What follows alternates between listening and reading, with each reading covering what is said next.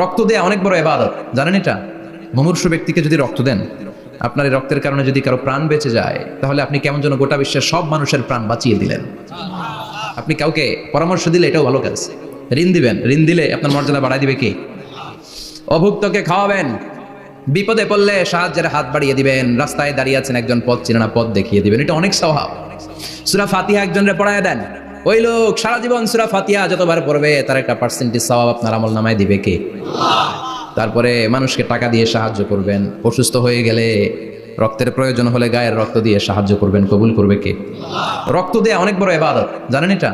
মুমূর্ষু ব্যক্তিকে যদি রক্ত দেন, আপনার এই রক্তের কারণে যদি কারো প্রাণ বেঁচে যায়, তাহলে আপনি কেমন যেন গোটা বিশ্বের সব মানুষের প্রাণ বাঁচিয়ে দিলেন।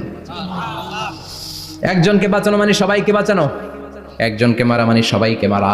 এজন্য বিশ্বনবী বললেন, আল ইনসান বুনিয়ানুম মারসুস, সব মানুষগুলো হলো আল্লাহর পক্ষ থেকে সীসা ঢালাই করা প্রাচীর।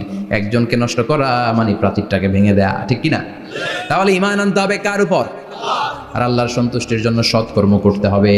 তারপরে একে অপরকে ভালো কাজের জন্য পরামর্শ দেওয়ার দরকার আছে না নাই? হক আর সবর, আমরা হকের পক্ষে থাকবো, রাজি আছেন তো? আর আমরা সবসময় ধৈর্যশীল থাকবো, রাজি আছেন?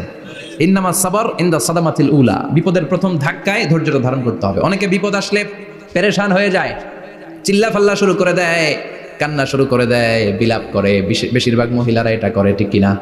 বিষ্ণু বললেন, বিপদের প্রথম ধাক্কায় কেমন সবর করলা এটাই দেখার বিষয়। ইন্নামা সাবর ইনদা সাদামাতিল উলা, বিপদের প্রথম ধাক্কায় যে সবর ধরতে পারে সেই আসল সবুর, সেই আসল কি সবুর মানে ধৈর্য ধারণকারী। বিশ্বনবী দোয়া করতেন, আল্লাহ আপনি আমারে ধৈর্যশীল বানান, আল্লাহুম্মা জাআলনি সাবুরা ওয়াজআলনি শাকুরা, আপনি আমারে ধৈর্যশীল বানান, আপনি আমারে শুকরগুজার বানান। ওয়াজআল ফি আইনি সাগীরা ওয়া ফি আয়ুনিন নাসি কাবীরা, আমার চোখে আপনি আমারে ছোট বানান, মানুষের চোখে আমারে আপনি বড় বানান। পড়েন আমিন। আরো জোরে পড়েন আমিন। চারটা ওয়াজ খেয়াল থাকবে তো? আলামিন ভাইয়ের প্রথমে কি করতে হবে? ঈমান, ঈমানের পরে সৎকর্ম, তারপরে হক আর সবর, এগুলো মেনে চলতে হবে। রাজি আছেন তো? আরো জোরে পড়েন ইনশাআল্লাহ। আসুন আমরা আল্লাহকে ফরমালি থ্যাঙ্কস দেই, শুকরিয়া জানাই, কালিমাতুশ শুকর করি, আওয়াজ করে আমরা পড়ি আলহামদুলিল্লাহ। পড়েন রব্বানা লাকাল হামদ হামদান কাসীরান তাইয়িবান মুবারাকান ফীহি ইয়া রাব্বি লাকাল হামদু কামা ইয়ানবাগি লিজালালি ওয়াজহিকা ওয়া আযীমি সুলতানিকা লাকাল হামদু বিল ঈমান লাকাল হামদু বিল ইসলাম লাকাল হামদু বিল কুরআন। প্রশংসা করলাম কার? জোরে বলেন কার?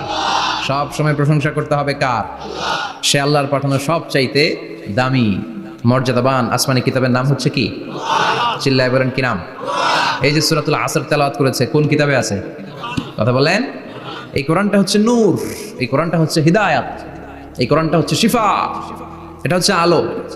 এই কোরআন থেকে আলো নিয়ে নিজেদেরকে আলোকিত করতে হবে। কি করতে হবে? আলো। আলোর দরকার আছে না নাই? আলো ছাড়া কিছু দেখা যায়? এজন্য কোরআনকে আলো বানিয়ে পাঠালো কে? রব্বুল আলামিন বলেন, কিতাবুন আনজালনাহু ইলাইকা লিতুখরিজান নাসা মিনাল যুলুমাতি ইলান নূর। ও নবী, একটা কিতাব পাঠালাম, যেই কিতাব অন্ধকার থেকে আপনাদেরকে আলোর দিকে নিয়ে যাবে। কোন দিকে নিবে? জোরে বলেন। আমরা আলোর পথের সৈনিক, আমরা জান্নাতে যেতে চাই। জান্নাতে যেতে হলে যে বইটা মানতে হবে, বইটার নাম কি? তাহলে এই কিতাবে আল্লাহ আলো দিলেন, আবার হেদায়েত দিলেন। আল্লাহ বললেন, যালিকাল কিতাবু লা রাইবা ফীহি হুদাল লিল মুত্তাকিন। হুদাল লিল মুত্তাকিন, guide book to those who are মুত্তাকিন। তাহলে গাইড বুক পেলাম, আলো পেলাম, আবার এটার ভিতরে শেফা আছে। কি আছে? শেফা মানে সুস্থতা, শেফা মানে রেমেডি, শেফা মানে রিকভারি।